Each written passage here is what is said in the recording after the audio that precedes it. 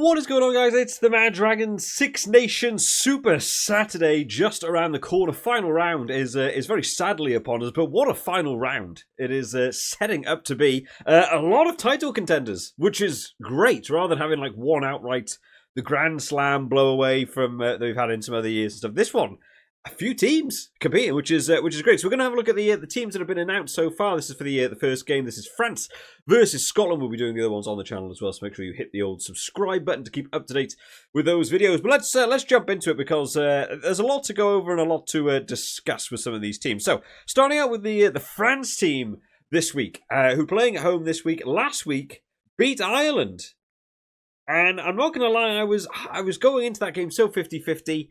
I really thought Ireland were going to be able to like hold them down and just stop them from being able to use the backs, which the French backs have been consistently brilliant the entire Six Nations, and they've just been so dangerous. Louis Bielbiarré's on for potentially breaking the all-time try-scoring record in a Six Nations. France as a whole are on track to potentially beat the all-time Six Nations number of tries.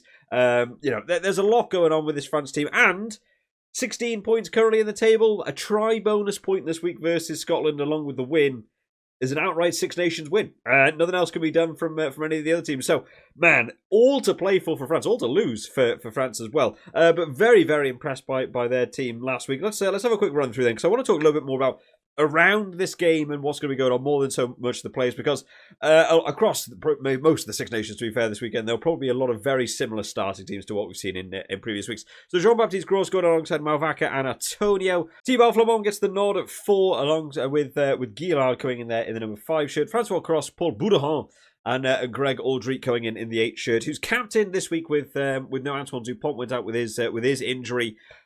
Man, I've been so 50-50 on that video as to whether that was an intentional shot at the knee or whether it was just an accidental thing. My first interpretation was that it was actually Joe McCarthy pushing Tadhg Beirne and actually went into his knee. And the more I've looked at it, the more I've been like, I honestly don't know what's going on there. But no sighting for over in Ireland. But Dupont being missed, you'd think would be a massive blow. But honestly, Maxime Lucu had a great game last week and just came on, filled the void, and I thought they played very, very well, with him in there. So I'm glad to see he gets the nod here, because Nolan Le Garec also on the bench this week. But Maxime Lucu, he did a good job, so stick with him. That forward 8-pack, man, doing good work. The French forwards came on last week and just too much pressure for Ireland to be able to do. Just that physicality brought on.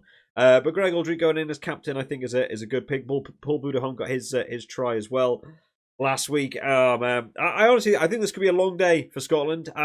These games in the past have been close. They've been one score. They've flip flopped. Who's going to be able to win it?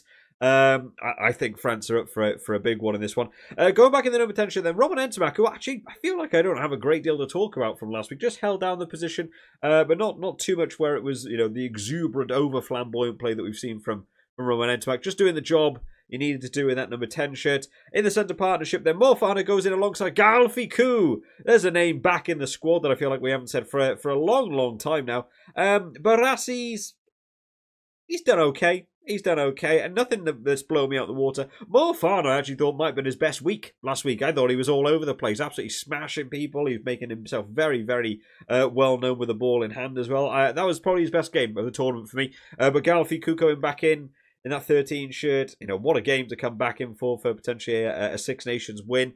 And then this back three: Louis Bielbiarré, Damien Penaud, Tomo Ramos. Now, Bielbiarré is just my player of the tournament. He's just been phenomenal. He can just score from anywhere. Last week, got his 2 tries last week. One was a bit of a gift, right? It was, just popping out to him on the wing. He's going over Ireland, not even defending him. They had their own problems with, with Nash had his yellow card, no one marking that wing anymore. It all just went a little bit wrong on that side, and Bielbiarré made the most of it. But just being able to run around the outside of Robbie Henshaw and getting a kick past Prendergast and still beating them both to the run. And man, he is so good. He's got to be up there for one of the most informed wingers at the minute. Damien Penaud was kept quiet for most of that game. Like 75 minutes, that he couldn't really get going. They really held him down. But it was, of course, that final try. Tomo Ramos, interception. 50 metres, he's like, oh, I'm not running this. Offloads it, bang. Damien Pinot away, got the gas, and yeah, got a really good try for him right at the end. But I think they did a good job last week of being able to keep him down. But this week, I think he's like, yeah, give me the ball. Let me be on it a little bit more as well. And then this replacements bench, then probably the unsung heroes of this France team. I really thought Ireland might have been able to deal with the 7-1. They've done it before with dealing with against the 7-1, but this forward pack that came on: Julien Marchand, Cyril Bayal, De Guerry, Emmanuel Miafu, Arodou, and Jegu, alongside of Anthony Gelonge. They just came on last week, and there was so much power. The counter rucks that just started happening. Ireland just couldn't keep on top of them and just going for these, one carry after another. Big old work, good defence, not letting Ireland get through for those tries as well. Oscar Jegu, particularly, man, was that boy busy. What an impact to come on from the bench and just put an absolute stamp down on it. So glad to see, he's back in that number 21 shirt this weekend. Get on it for another game. And then sealing that, Nolan Le Gourec going on in that scrum half, who I thought was sort of playing second string to Dupont. Maxime Lecoux had a great game last week, and I think worth keeping him there. Nolan Le Gourec can also do 9 and 10. So you've got a bit of extra coverage there. You've got Ramos is also capable of doing the 10. So your fly half's absolutely fine. There's no big worries there. It's just where you have those injuries to other players. Who's covering centre? If you lose sort of like a Gael Ficou, you've got to, you might be chucking a forward in there again. You might be mixing it up. We saw it with the England game as well, right? Ben Earl had to play centre for a bit. And get everyone on. What does it matter? Get everyone into the side, and use those hybrid players that they've said as well. But also, I think this is a really good France team. I think they had a superb win last week, and something for Scotland to really, really watch out for in this one. Speaking of who, let's move on to Scotland. Played Wales last week, got a win, did get the win. Honestly, wasn't blown away by that performance. It was the same story as last year, right? First half, domination. Just stamping down tries, playing for fun. Having a great game. Tom Jordan playing well. Darcy Gray was making a nuisance of himself. Blair Kinghorn got his 2 tries. Scotland hammering this one all day. Scotland are really suffering with this momentum shift in a game. Once the structure begins to break down and you begin to get behind them and players begin to get a bit tired and they begin to feel like the crowd move against them. They were playing at home last week and the crowd weren't really, in full voice. Wales started to clamber back into that one and points were getting scored left, right and centre. From a first half where they just couldn't stop scoring for fun, and then second half, I think they got 1 try in the second half and just nothing else. And Wales just came right back into that game. And you think, that is against a Wales team at the minute that is just on the ropes. They're just in the back corner swinging. They've got nothing left in the tank. They're trying anything. And they were able to come back to lose that game by 6 and had a try also disallowed. Couple of things also still not working for Scotland. There was a couple of handling errors that let them down, and I think a couple of more opportunities that went begging. I still maintain there's more opportunities for them to get more tries. But again, Tom Jordan and Hugh Jones, both of them last week, this thing about not giving it to the wing quicker and instead taking it into contact. And I see it from a perspective, they just take it in because the winger can come in and act as your ruck player. But sometimes there's 2-on-1s. And they're not giving it. They're just taking it into contact themselves. They're trying to, do a dummy pass. Give the ball. Duhan van der Merwe can get away and do stuff. Duhan van der Merwe also had a bit of a quieter weekend. I'm not sure how much that the whole thing with Ben Thomas and sort of grabbing onto his face actually affected him, because it felt like Duhan van der Merwe really, from what we saw against other teams in the Six Nations, where he's just been blowing people out the water. Last week it felt very quiet for me. Got like 8 players beaten or 8 defenders beaten. I don't know how he did that. That was the stat that was finally given. I was keeping a very close eye on him. Other than, people just missing rubbish tackles, I don't know how he managed to beat 8 players, because I didn't think he only made about 45, 50 metres or something over the course of that game. I can't remember what the stats were for it now. But again, a little bit quiet for me there from Duhan van der Merwe, and just Scotland got to be able to get out to that wing, utilise them a bit more. They're still in with a big, shot for this one. If they got a win here with the try bonus point, it puts them on 16. That is currently what France are on. That puts you right up there in terms of the table as well. So got everything to play for in this one. I'm concerned about how this Scotland team is able to deal with momentum going against them and managing to stay in it. I think if they didn't have that points lead from the first half. I don't know if they would have won against Wales, honestly, which is wild to say because it's such a talented Scotland team. And stats wise, on some of the stats, was meters made, defenders beaten. These Scotland players are all over these things, but you've got to be able to put the stamp down. So going into the team then, Piers Goodwin alongside Dave Cherry and Xander Fagerson. Gregor Brown comes in. Johnny Gray moved to the bench. Grant Gilchrist still staying in that number 5 shirt. Had a couple of his own. Just those silly penalties that he can give away sometimes. Grant Gilchrist, he's such a hard workhorse, but he does give away a couple of penalties here and there. Jamie Ritchie, Rory Darge, and Matt Fagerson goes into the 8 shirt this week. Jack Dempsey out with a hamstring injury for this one, so we've got Ben Muncaster's come in now to the side for him. Ben White and Finn Russell. Finn Russell had a better kicking game last week against Wales, but, France are going to nail kicks, so you've got to be on top form for it, so that'll be one to keep an eye out for. Tom Jordan and Hugh Jones going alongside each other once again. Tom Jordan, 2 tries. He's doing everything he needs to do in that sense. I just think, from a team perspective, there is more to be gained outside. You don't always need to take it in yourself. Oh, go wider, go wider. In fact, one thing I'll touch on very quickly, because I watched the Scotland team quite more sort of analysis-wise last week. Watching the style of play as well, going towards Darcy Graham's wing, it's free-flowing, it's open, they're running loops, Finn Russell's running around the back, Tom Jordan's running around the back, they're cutting out wide real quick. Going left, going towards Johan van der Merwe's wing, it's really readable. I don't know what that is in a rugby sense as to why it's totally different. Going towards Darcy Graham's wing, it's completely open and it looks magical.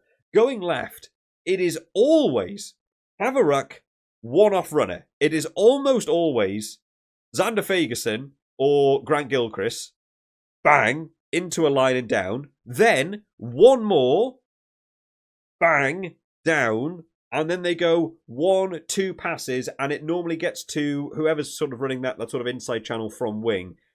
Run it out wide. Johan van der Merwe's stuck on the touchline and can't do anything because he's too narrow. If he gets the ball, all he can do is cut back inside and he maybe bounce off one defender, but he doesn't make any meters.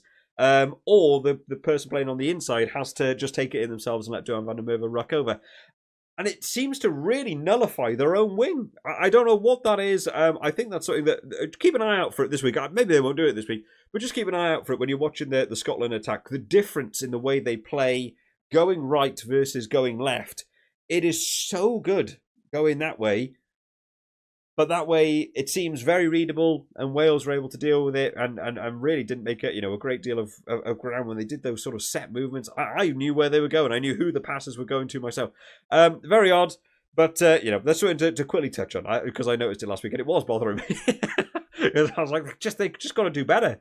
Got to do better from there. But we touched on them so far then. So Johan van der Merwe, Darcy Graham, and Blair Kinghorn back in those in the back 3. Blair Kinghorn, what a game that boy had. The meters made for Blair Kinghorn. I mean, it's all counter running meters and stuff, but but 2 tries for him as well. He was busy last week, which is nice to see. But Blair Kinghorn's in top form. He's a real useful asset in the attacking line. And he really does put himself right in great positions to be able to get over for scores as well. Replacements then, Ewan Ashman, Rory Sutherland, Will Hurd goes in alongside Johnny Gray. Marshall Sykes getting his shot with the Scotland team this week alongside of Ben Muncaster. Jamie Dobby and Stafford McDowell, the replacement backs. So going for the 6-2, I mean, you knew France were doing 7-1, right? We knew they were going to do that. So you've got to load up on your forwards a little bit more to try and keep yourself in it. Overall, this bench is looking weaker to me than the France bench. Obviously they've been forced into a couple with Jack Dempsey out and stuff. You'd want to have Jack Dempsey in there if he was available. But I'm not sure I have as much faith in this bench as I do in that France bench. I think France could be on for a good old score. The Scotland forward pack as well had a few issues last week, even against Wales. The Wales line-out was actually doing pretty well last week, and Scotland had a few things not going quite right for them. France, looking good. They're looking good. What do we think then? Predictions for this game. I'm favouring France. I actually think heavily. I mean, you go sort of over the results of these games going backwards. Last year it was France by 4. The year before it was France by 3. The year before it was Scotland by 4. It's always within this one score sort of area. And Scotland do take these games. They absolutely do be able to beat France, and it's one of the more fun games to watch over the Six Nations. This year, though, I just think France are looking way too dangerous. I don't think Scotland have the ability to shut down that momentum swing. They seem to really struggle to clamber back into it, where in previous years, they've actually been very good at it. I think back to the England-Scotland draw from a few years back, right, where they were really down and they fought all the way back. This year, the Scotland team for me has not had that same latch ability of being able to claw their way back into a game and sort themselves out. If the game begins to swing against them, they're just sort of holding a game out. And I think as France are playing at the minute, those French backs will just start scoring and they won't stop unless you stop them. So for me, I'm looking at a France win. And I'm going to go by a bit. I know a lot of these games end by one score. I'm going to go more. I'm going to go wild for this one. I'm going to say France to win this game. I'm going to go out to, I was going to say 20. I'm thinking maybe 16 to 20. Let's go 20. Why not? Final weekend of the Six Nations. It's always fun to go for a bit of a more outrageous score. I think France are going to be up for a great shot at this one. Scotland have got this really solid team. It's another year for me where I don't think Scotland have quite had that performance of that I would really hope to be seeing from them.